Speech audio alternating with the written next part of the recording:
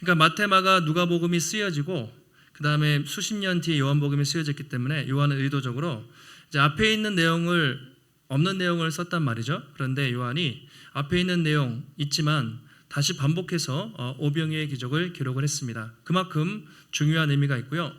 요한이 우리가 공관복음이라고 말하죠. 마태, 마가, 누가 같은 관점으로 쓴 공관복음과 요한복음의 의도가 좀 달라요. 그러니까 마태나 마가는 보면 오병이어의 사건 자체에 집중을 해서 그 기적을 일으키신 예수님이 참 위대하고 놀랍다, 거기에 포커스가 있다면 요한복음은 기적이 중요한 게 아니에요. 그 기적을 일으키신 분이 누구시고 왜 일으키셨는가, 바로 예수님은 단지 우리에게 먹을 것을 이렇게 배부르게 채워주시는 분이 아니라 우리의 영혼을 구원하기 위해 영생을 주기 위해 오신 생명의 떡이시다라고 말씀을 하십니다. 그러니까 막 기적을 베푼 다음에 사람들이 엄청나게 따라와요. 인기가 많아져가지고. 예수님이 뒤에 설교를 하시거든요. 다 도망갑니다. 그래서 요한복음 뒤에 보시면 이제 길어요. 요한복음이 6장이 71절까지는 다 설교란 말이죠. 이 설교하면서 대부분 막 떠나가요. 그래서 이 오병이어의 기적은 알곡과 가라지 또는 무리와 제자들이 갈라지는 분기점입니다. 이 기적을 듣고 수많은 사람들이 예수님의 인기를 따라서 몰려왔지만 설교를 듣고 내가 누구인지 말씀하셨을 때 다 관심 없다고 하고 다 도망가고 12명만 남은 거예요. 그래서 이 오병이어의 기적은 알곡과 가라지를 가르는, 무리인가 예수님의 참 제자인가를 가르는 분기점이 되는 중요한 기적이라고 할 수가 있습니다. 자, 오늘 배경을 보시면 1, 2, 3절에 나와 있죠. 디베랴의 갈릴리 호수가, 예수님의 가장 주요 무대죠. 사역의 무대. 거기서 벌어진 사건입니다. 지난주에는 어떤 사건이었죠? 38년 된 병자를 고친 사건인데 거기는 남쪽에 예루살렘, 유대의 수도였죠. 그러니까 명절이 돼서 예루살렘에 가셨다가 거기서 많은 기적을 행하셨는데 유대인들이 싫어했어요. 특별히 그 병자를 고친 사건이 언제냐면 안식일이었거든요. 그걸 가지고 시비를 거리면서 어떻게든 예수님을 죽이려고 막 그랬습니다. 예수님이 이제 예루살렘 사역을 마치고 갈릴리에 오셔서 많은 사역을 하셨습니다. 아마 병 고치고 또 귀신도 쫓고 막 그러면서 수많은 사람들이 예수님을 따르기 시작했습니다. 2절에 보시면 성경에 이렇게 돼 있어요. 큰 무리가 따랐다. 이제 앞으로 요한복음에서 중요한 포커스가 무리예요. 제자와 반대되는 무리, 큰 무리들이 따랐는데 왜요? 병자들에게 행하시는 표적, 기적을 보았기 때문이다라고 말하고 있습니다. 그 사람들은 예수님이 누구신지는 별로 관심이 없었어요. 예수님이 막 기적을 일으키고 귀신을 쫓고 그러니까 신기해서 야, 이 사람 따라다니면 뭔가 나올 것이 있지 않을까라는 그런 생각을 가지고 예수님을 따랐다는 것이죠. 큰 무리가 그렇게 따르게 되었습니다. 요즘에 이제 선거가 한 얼마 앞두고 한참 선거 운동이 진행되잖아요. 막 후보들이 오면, 특별히 유명한 후보들이 오면 사람들이 막 환호하면서 무리들이 막 따라가잖아요. 이름을 외치면서. 마찬가지로 성경에서 지금 이 시점은 예수님의 인기가 가장 높았던 시점입니다. 처음에는 예수님이 누군지 몰랐다가 막 하면서 오병이어의 기적을 통해서 예수님이 전국구 스타로 거듭나요. 그런 상황에서 예수님이 이제 산에 가셨습니다. 제자들과 함께 산에 갔는데 수많은 사람들이 예수님이 산에 있다는 또 쫓아서 온 거예요. 근데 몇 명이 아니면 남자만 5,000명이 오게 된 것입니다. 오늘은 그 산에서 벌어진 사건입니다. 이제 많은 사람들이 막 몰려오는 거예요. 100명, 200명, 1000명. 지금 남자만 5,000명이니까 2만 명 정도 되는 수많은 군중들이 예수님 보기 위해서 구름대같이 막 산으로 몰려들었습니다. 그때 예수님이 빌립에게 이렇게 말씀을 하시죠. 5절 말씀인데요. 같이 한번 우리 5절 말씀 한번 읽겠습니다. 예수께서 눈을 들어 큰 무리가 자기에게로 오는 것을 보시고 빌립에게 이르시되 우리가 어디서 떡을 사서 이 사람들을 먹이겠느냐 하시니, 예수님이 어떻게 하셨습니까? 눈을 들어 큰 무리가 오는 것을 보셨다. 그러니까 요한이 이렇게 받아 적은 것 같은데 정말 예수님이 막 오는 거를 이렇게 눈을 크게 뜨고 사람들이 모이는 것을 이렇게 보신 것 같아요. 그런데 마가복음에 보면 좀 다르게 표현하고 있는데 예수님이 큰 무리를 보시고 목자 없는 양같이 여기사 그들을 불쌍히 여기시고 그들에게 가르치셨더라 라고 말하고 있습니다. 많은 사람들이 오는데 어떤 마음이었냐면 목자가 없는, 지금 로마의 압제 가운데 나라 무정부 상태나 마찬가지예요. 정말 지도자 없는, 정말 거지같이 사는 이 수많은 사람들을 보면서 불쌍히 여기사, 자, 불쌍히 여기사, 이걸 우리가 쉽게 말하는 긍휼이라고 표현하는데요.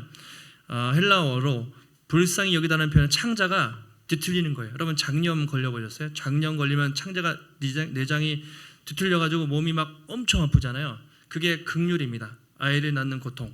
그러니까 예수님이 그냥 이 사람들이 올 때 그냥 대충 귀찮아가 아니라 정말 자신의 창자가 뒤틀리는 것 같은 이 사람들이 불쌍해서 목자 없는 사람처럼 막 몰려오는 사람을 보면서 그렇게 긍휼한 마음으로 주님이 그들을 보셨다라고 말하고 있습니다. 그런데 예수님이 기적을 바로 하시지 않고 제자들 중에 한 사람 빌립에게 뭐라고 하십니까? 물어보시죠. 우리가 어디서 떡을 사서 이 사람들을 먹을까? 라고 예수님이 물어보세요. 다른 복음서에 뭐라 그러냐면 제자들에게 너희가 먹을 것을 주라 이렇게 얘기해요. 예수님 참 좀 짓궂지 않나요? 삐딱하게 그냥 바로 기적을 딱 베풀어 주시면 되지, 아니 제자들이 뭐가 있다고 니들이 먹을 거죠 이렇게 얘기하셨을까요? 예수님은 어떤 의도가 있으셨겠죠. 바로 기적을 베풀 수도 있었지만 제자들을 시험하시기 위해서 너희들이 한번 먹을 거 줘봐 이렇게 질문을 하셨습니다. 6절에 이렇게 되어 있어요. 이렇게 말씀하심은 친히 어떻게 하실지를 아시고 빌립을 시험하고자 하심이라. 빌립을 테스트하기 위함이었습니다. 그동안 제자들은 이미 적어도 1년, 2년 따라다니면서 많은 기적도 보고 병고침도 보고 귀신이 쫓겨나가는 것도 봤어요. 여기서 믿음으로 제자들이 좀 반응하기를 원하셨던 것 같아요. 그런데 빌립이 거기에 실패하죠. 시험이라는 말은 성경에서 이제 두 가지로 크게 볼 수 있는데, 같은 시험으로 번역하지만 유혹, 그러니까 temptation 이런 표현이 있어요. 그거는 사탄이 성도들을 넘어뜨리기 위해서 하는 거예요. 사탄이 욥을 시험에 빠지게 하고 괴롭혔던 그런 종류의 시험. 근데 하나님은 테스트를 하죠. 아브라함도 그렇고 여기서도 예수님도 우리를 넘어뜨리기 위한 것이 아니라 우리 믿음을 강화하기 위해서 그렇게 연단하시는데 그걸 테스트라고 말합니다. 주님이 그 믿음 테스트를 빌립에게 한번 해보신 거예요. 근데 빌립이 뭐라고 얘기합니까? 7절에 각 사람으로 조금씩만 걷어도 주님 200데나리온 가지고도 부족하겠습니다 라고 답을 합니다. 여기 이렇게 많은 사람들이 있는데 조금씩만 띄워줘도 얼마요? 200데나리온. 한마디로 주님 불가능합니다. 빌립은 아주 계산기를 잘 두드리는 사람인 것 같아요. 딱 보니까 여기 한 몇만 명 모였고 이 정도면 하루 품삯으로 이렇게 해서 200데나리온 정도 최소 있으면 되겠구나라고 계산이 쓴 거예요.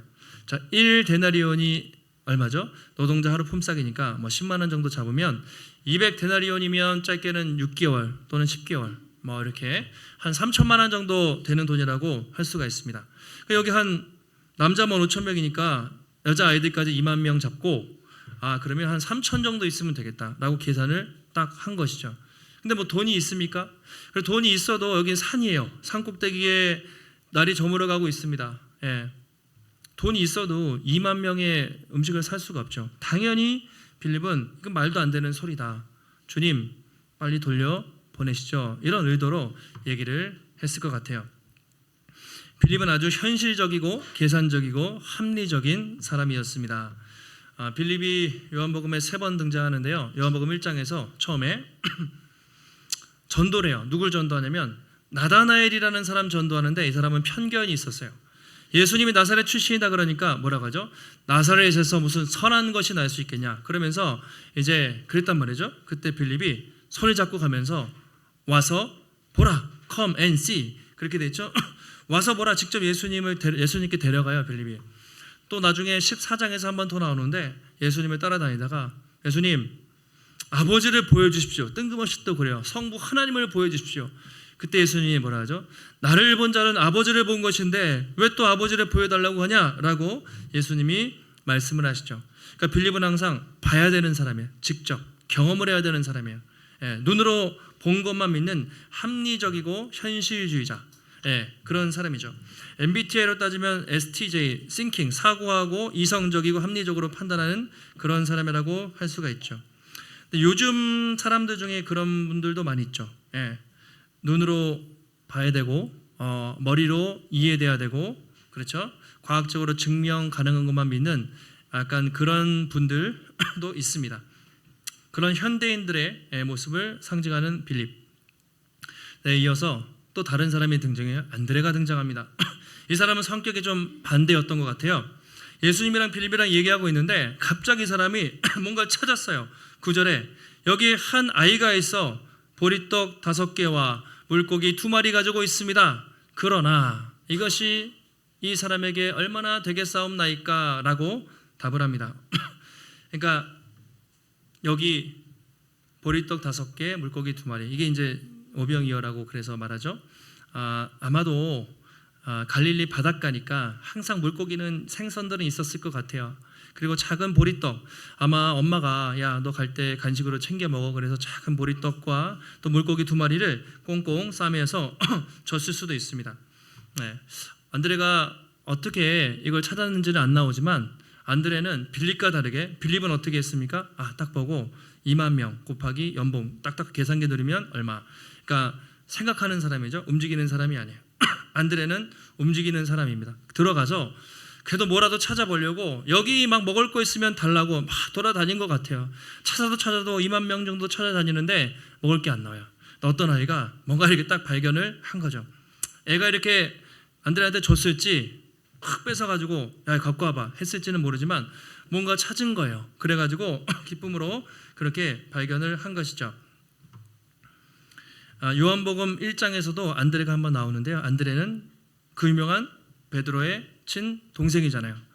그래가지고 안드레가 원래 사례 요한의 제자였죠. 예수님 만나고 예수님 제자가 된 다음에 형님한테 데리고 와가지고 베드로 데리고 와요. 예수님한테 소개시켜줘서 제자가 되죠. 그러니까 베드로도 안드레도 상당히 적극적이고 활동적이고 주도적인 성향을 가진 사람이었던 것 같아요. MBTI E, 외향적이고 주도적이고 사교적인 사람. 그런데 안드레의 그 뒤에 말을 들어보면 안드레도 부정적인 것 같죠. 힘있게 막 다 찾아서 요 물고기 2마리 보리떡 5개를 찾았는데 그러나 이것이 무슨 소용이 있겠습니까? 라고 예수님께 답을 하죠. 예수님, 제가 그냥 여기 무리들을 쫓아다니면서 찾고 찾았는데 고작 요걸 발견했습니다. 이거 작은 음식 가지고 어떻게 이 많은 사람을 먹일 수 있겠습니까? 라고 답을 합니다. 근데 인간적으로 볼 때 안드레의 답이 어떻습니까? 상식적이죠. 만약에 저와 여러분 있어도 그렇게 답변하지 않았을까요? 처음에 막 찾는다고 찾아봤지만 사람은 막 몇만 명인데 요 도시락, 그러니까 요 도시락 하나 있는 거예요. 이것을 어떻게 하겠습니까? 라는 대답을 할 수밖에 없는 것이죠. 역시 안드레도 빌립처럼 예수님에 대한 기대, 어떤 믿음이 없는 모습을 보여주고 있습니다. 예수님은 이 어려운 상황에서 이들을 테스트한 거예요. 믿음을 한번 본 거예요. 과연 내 제자들이 어떻게 반응을 하는가. 그동안 그들은 예수님을 따라다니면서 수많은 기적을 경험했습니다. 표적을 경험했습니다. 은혜를 경험했습니다.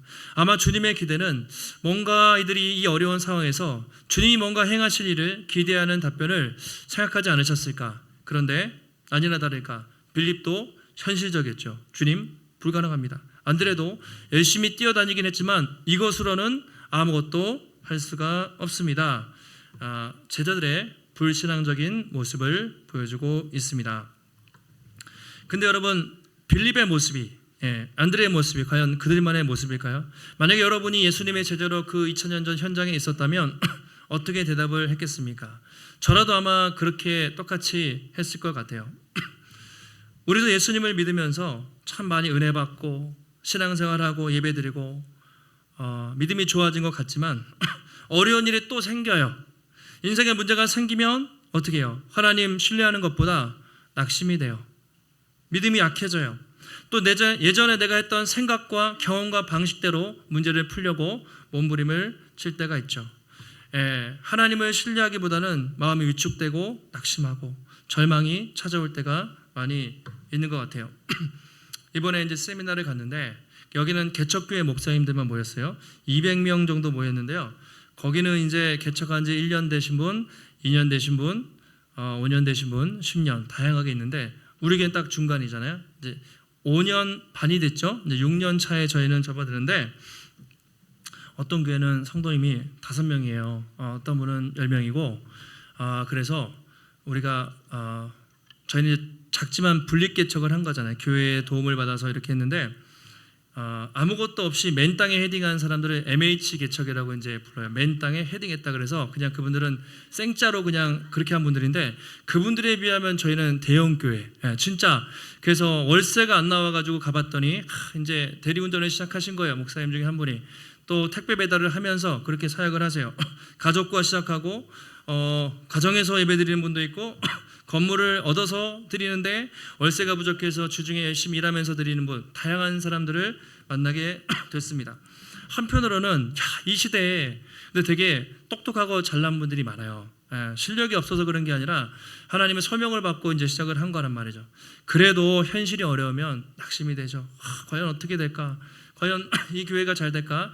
라는 생각도 들지만 같이 기도하고 격려하면서 하나님이 행하실 일들을 우리가 기대하면서 같이 기도를 하는 시간을 가졌습니다. 현실은 어렵지만 하나님이 부르셨기 때문에 하나님이 책임지실 것을 믿고 복음을 붙잡고 주님을 붙잡고 나가자, 이제 그런 이야기를 하고 돌아왔습니다. 여러분들도 그럴 거예요. 오늘도 주일날 예배드리면 내가 믿음을 가지고 주님 위해 살아야지. 내일부터 당장 눈앞에 현실이 닥치면 우리 막 믿음이 사정없이 흔들리기 시작합니다.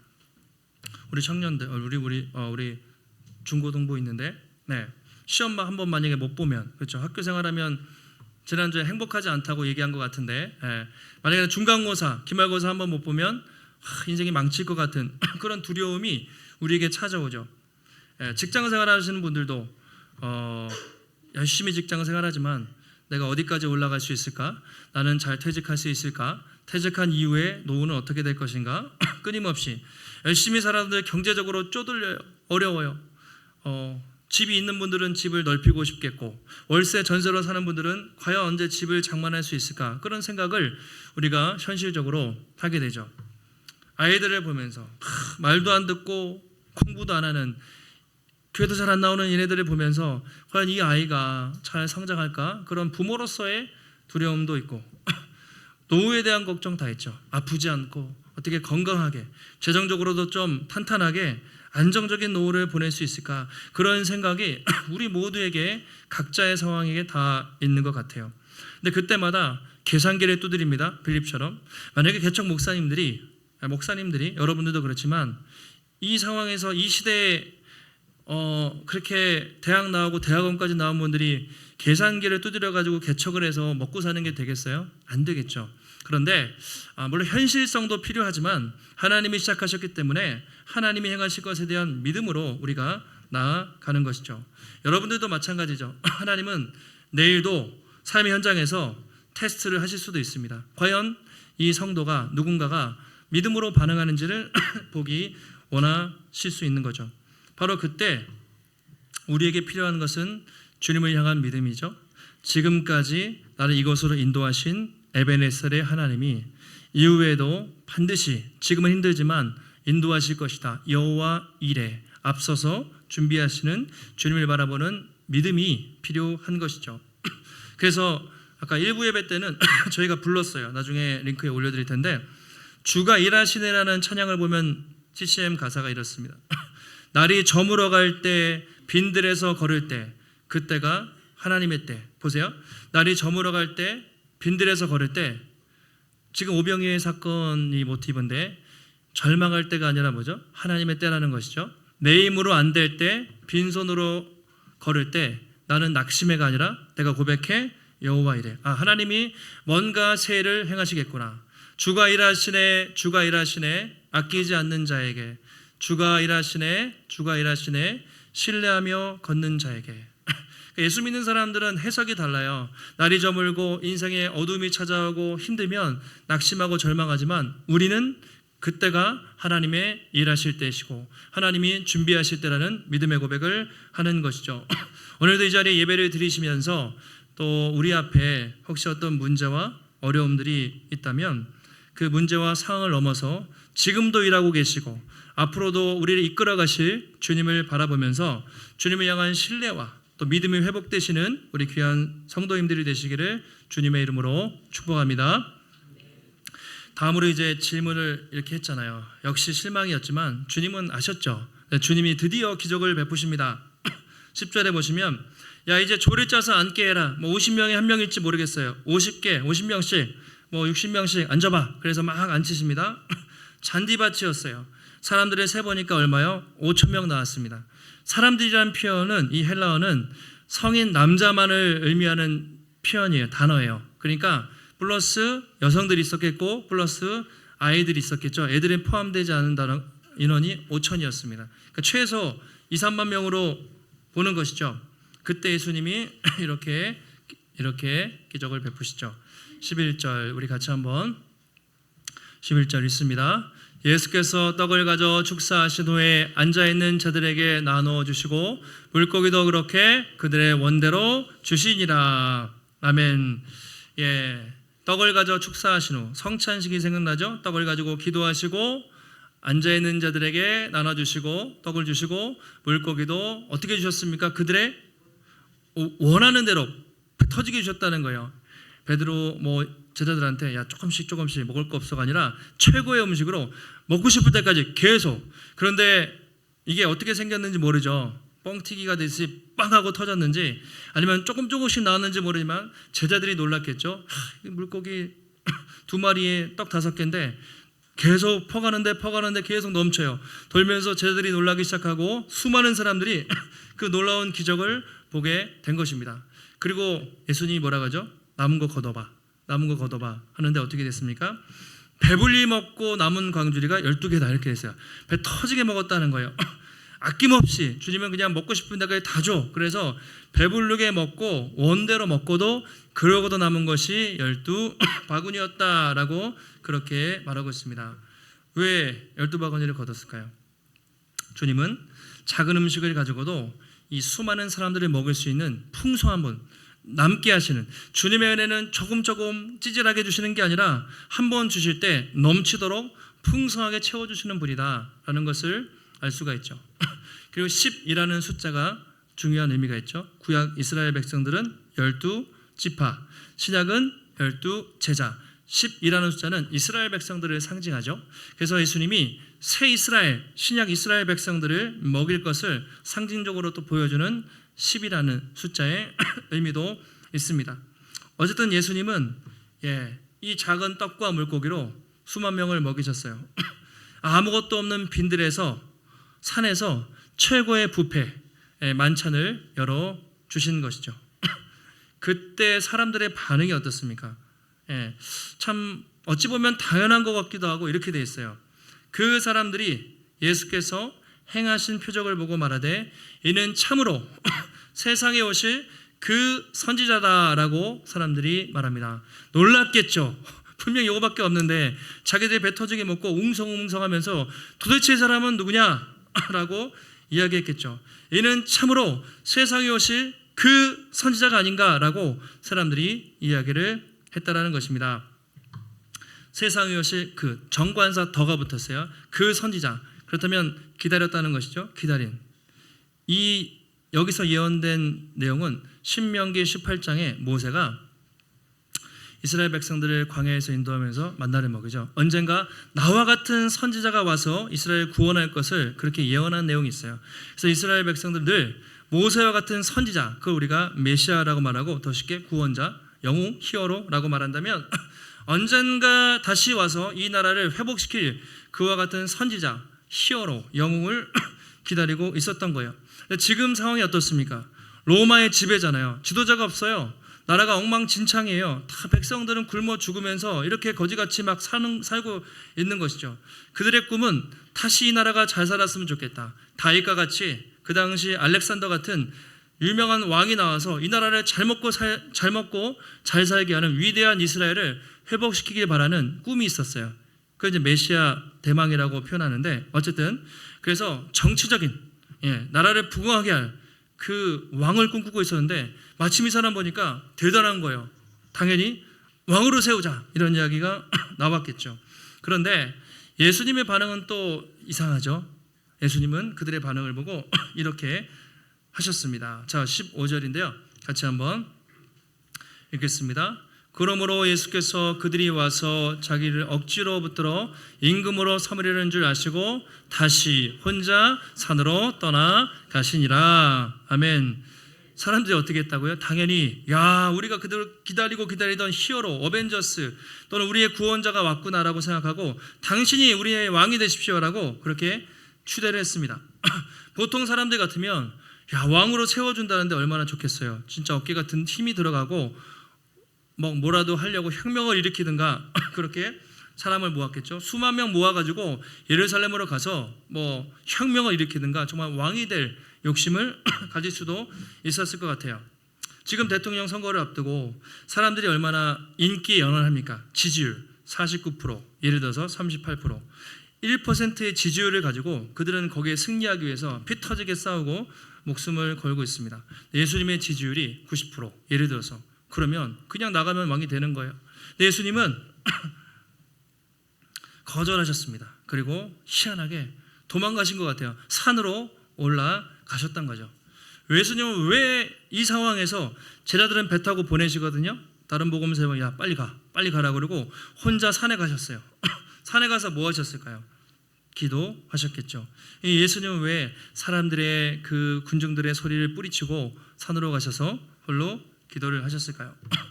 그것은 예수님이 저 사람들이 이렇게 수만 명 있지만 자신을 따르는 이유가 잘못되었음을 아셨기 때문이죠. 그들은 왜 따라다니는가? 그냥 먹고 사는 문제 해결해주고 빵을 줘서 그냥 자기가 좀 편하게 살 것처럼 그렇게 해서 예수님을 따랐던 것입니다. 그래서 나중에 예수님이 설교하면서 이렇게 말씀하세요. 너희가 나를 따라다니는 까닭은 표적을 보았기 때문이 아니라 떡 먹고 배부르기 때문이지 라고 정확하게 말씀하시는데, 너희가 나를 따르는 것은 내가 하나님의 아들이고 내가 메시아이고 나를 위해서 십자가를 지려고 따르는 것이 아니라 나를 이용해 먹으려고, 배부르게 해준다니까, 인기 있으니까 그래서 나를 따르는 거지라고 명확하게 지적을 하십니다. 실제로 그들은 그랬어요. 그래서 구름대같이 몰려왔지만 나중에 다 도망가요. 예수님이 막 설교하시거든요. 내가 생명의 떡이고 막 좀 예수님의 이야기를 하니까 다 떠나가요. 그래서 베드로한테 야 너도 떠날 거야? 그러니까 생명의 말씀이 있사오니 우리가 어디로 가겠습니까? 수만 명 중에 다 도망가고 몇 명 남지 않습니다. 그만큼 이 사람들은 예수님이 누구신지도 모르고 그냥 따랐던 거예요. 어쩌면 예수님을 이용하려고 했던 모습도 있다고 볼 수가 있죠. 그래서 예수님은 사람들의 관심을 다 뿌리치고 이거 짝퉁이다, 이 지지율 이거 다 의미가 없는 거예요. 거품이에요. 그래서 산으로 올라가셨고, 예수님은 항상 숫자에 연연하지 않았습니다. 12명이라도 찐 자기의 제자만 있으면 돼요. 그렇게 예수님은 생각을 하셨던 거죠. 요한은 이 말씀을 통해 어떤 교훈을 주기 원할까요? 다른 복음서에 없는 이런 내용들이 요한복음에는 나오고 있습니다. 예수님은 물론 우리의 먹을 것도 주시고 챙겨주시고 우리가 힘들 때 기도하면 응답해 주시는 분이시죠. 그런데 그게 예수님이 이 땅에 오신 최종 목적이 아니라는 것입니다. 예수님은 단지 우리가 이 땅에서 성공하고 좀 더 잘 살고 행복하게 살기 위해서, 그 정도로 위해서 오신 것이 아니라 죄와 사망에서 영원히 죽을 수밖에 없는 당신의 백성들을 영원한 사망에서 생명으로 구원하시고 영생을 주기 위해서, 그런 목적을 가지고 주님이 오신 것이죠. 예수님은 세상의 왕이 되기를 거부하셨어요. 보통 사람들 같으면 이 정도로 왕 세우려고 하면 왕이 되고 싶었겠죠. 그래서 예수님은 세상의 왕 되기를 거부하셨고 영광을 버리시고 마지막에 어떻게 하십니까? 십자가에 달려 몸을 찢으시죠. 왜냐하면 그것만이 우리를 죄와 사망에서 구원하시고 진정한 생명을 줄 수 있는 유일한 길이었기 때문이죠. 예수님은 그렇게 하셨습니다. 화면 한번 띄워주시면 D.A. 카슨이라는 요한복음의 유명한 신학자인데 이 내용을 이렇게 정리했습니다. 기적 그 자체보다 중요한 것은 그 기적이 가리키는 표적의 의미다. 그러니까 예수님이 오병이의 기적을 일으키셔가지고 와 대단하대. 앞으로는 그런 얘기하지 마시고 이게 무슨 의미구나를 아시면 돼요. 오병이어는 단지 물질적 공급의 기적이 아니라, 그러니까 먹고 사는 문제 그냥 해가지고 채워오는 그런 기적이 아니라 예수님 자체가 생명의 떡이라는 것을 보여주는 말씀이라는 거죠. 예수님 자체가 예수님을 통해서 어떤 콩고물이 누리면서 잘 먹고 잘 사는 게 아니라 예수님 자체가 우리의 생명이시다라는 것을 보여주는 기적이라는 겁니다. 예수님은 자신의 왕국이 승리를 거두는 방식을 알고 계셨다. 무슨 말이냐면 예수님은 적들을 포위해서 때려 눕혀서 그냥 다른 왕들은 그랬잖아요. 힘있게 전투에서 군사로 그렇게 나라를 정복하는 왕이 아니라 십자가의 죽으심과 부활을 통해서 그 나라를 이루신 거죠. 세상 왕은 힘을 가지고 군대를 동원해서 억압하고 정권을 잡는데 안 바뀝니다.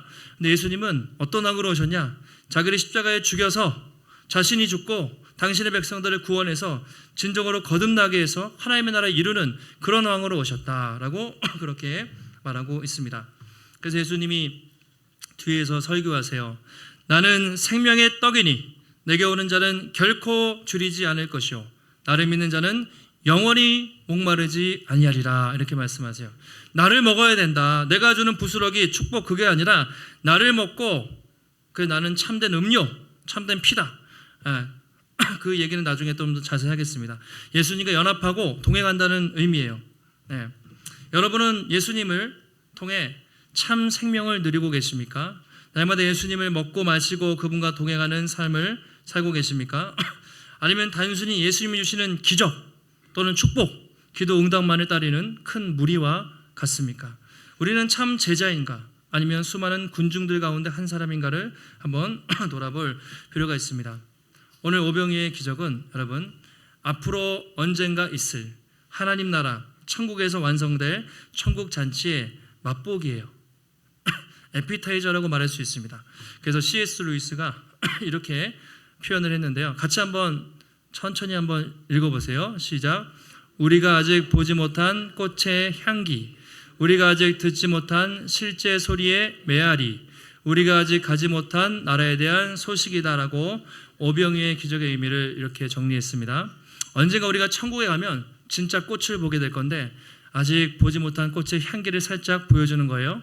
우리가 아직 듣지 못한 메아리, 소리는 있지만 지금 메아리를 통해서 언젠가 진짜 소리, 주님의 소리를 듣게 되겠죠.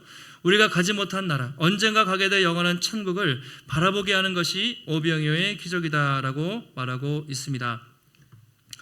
여러분 돌아보면 지금까지 우리가 받은 은혜가 크죠. 하나님의 은혜가 크고 우리 여기까지 인도해 오신 간증과 삶의 고백들이 있을 거예요. 그러나 우리가 천국에서 우리가 정말 누리게 될 은혜는 이 땅에서 지금 누리고 있는 것과 오늘도 이 예배가 참 은혜롭지만 지금 여기서 드리는 예배와 비교할 수 없는 훨씬 더 큰 은혜라는 것입니다. 식당에 가면 맛있는 최고급 식당에 가봤다고 생각을 해보세요. 에피타이저 뭐가 나오죠? 식전에 빵이 나오고 스프가 나옵니다. 맛있죠? 점심시간이 되니까 그런데 메인 요리가 뭐가 있을까요? 스테이크가 나온다고 생각해 보세요. 최고급 한우 안심 스테이크가 있어요. 아무리 빵이 맛있어도 그것만 먹고 가는 사람은 없겠죠. 그 사람은 기다립니다. 진짜 메인 요리가 나오기를 기다리는 것이죠. 마찬가지로 오병이어의 기적은 우리가 천국에서 진짜 잔치를 벌이게 될 것인데 거기에서 누리게 될 마치 식전의 에피타이저 같이 작은 모습을 보여주는 거예요. 근데 그만큼 영광스럽다는 것입니다. 그날에는 진짜 잔치가 벌어진다는 것이죠. 사랑하는 주님을, 우린 지금 주님 안 보이시지만 눈으로 보겠죠. 주님의 눈으로 보면서 사랑하는 성도들과 함께 천국의 식탁에서 최후의 진정한 만찬과 축제를 하게 될 것이죠. 오병이어는 그거를 미리 보여주고 있습니다. 한 주간 우리가 세상을 살아가면서 당장 오늘 집에 가면, 내일 직장에 가고 학교에 가면 현실적인 문제들이 우리 앞에 찾아올 터인데 그때마다 여러분이 지치고 또 힘들 때마다 여러분 낙심하지 마시고 주님이 지금도 우리와 함께 하심을, 생명의 떡으로 함께 하심을 기억하시고 언젠가 우리가 가게 될 천국, 거기에는 정말 이 오병이어의 기적과 비교할 수 없는 정말 영원한 천국과 진정한 축제가 있다는 것을 여러분 기억하시고 현실에 또 어려움에 흔들리지 마시고 현실을 넘어서 믿음의 눈으로 주님을 바라보고 천국을 바라보며 담대하게 나아가시는 우리 귀한 성도님들이 되시기를 예수님의 이름으로 축원합니다. 하나님 감사합니다. 오늘도 거룩한 주일 허락하여 주시고 하나님 또 요한복음 6장 이 말씀을 통해 다시 한번 주님의 뜻을 깨닫게 하시니 감사를 드립니다. 우리가 많이 들었지만 하나님 우리가 다시 한번 이 기적의 의미를 제대로 알고 깨닫고 누리게 하셔서 예수님은 단지 우리 땅에서의 평화와 행복과 성공을 위해서 오신 것이 아니라 우리의 죄와 사망에서 구원하시고 영원한 생명 주기 위해 오셨다는 것을 기억하고 날마다 감사함으로 생명의 떡이신 주님을 먹고 마시며 주와 동행하는 삶을 살아갈 수 있도록 붙잡아 주시옵소서. 인생의 문제, 삶의 어려움이 찾아올 때 오늘 빌립 안드레처럼 믿음의 연단에 실패하지 않게 하시고 믿음의 눈을 들어 지금도 우리와 함께 하시고 앞으로도 세상 끝날까지 함께 하시겠다 약속하신 그 주님을 바라보며 그 영원한 천국에서 진정한 천국잔치를 하는 그 날을 소망하며 하나님 흔들리지 않고 담대하게 믿음의 길 걸어갈 수 있도록 하나님 붙잡아 주시옵소서. 오늘도 주 앞에 나올 때 우리 마음과 정성을 들여 하나님 귀한 예물 드렸습니다. 하나님 드린 손길마다 축복하여 주시고 우리에게 주신 모든 것들 주님의 것입니다. 주를 위해 섬기며 또 드리는 삶을 살아갈 때 우리 인생에 부족함 없이 풍성하게 채우시는 하나님의 공급하심을 날마다 경험할 수 있도록 하나님 붙잡아 주시옵소서. 한 주간도 하나님 주만 바라보며 또 믿음으로 승리케 하시기를 간구하오며 존귀하신 예수님의 이름으로 기도하옵나이다. 아멘.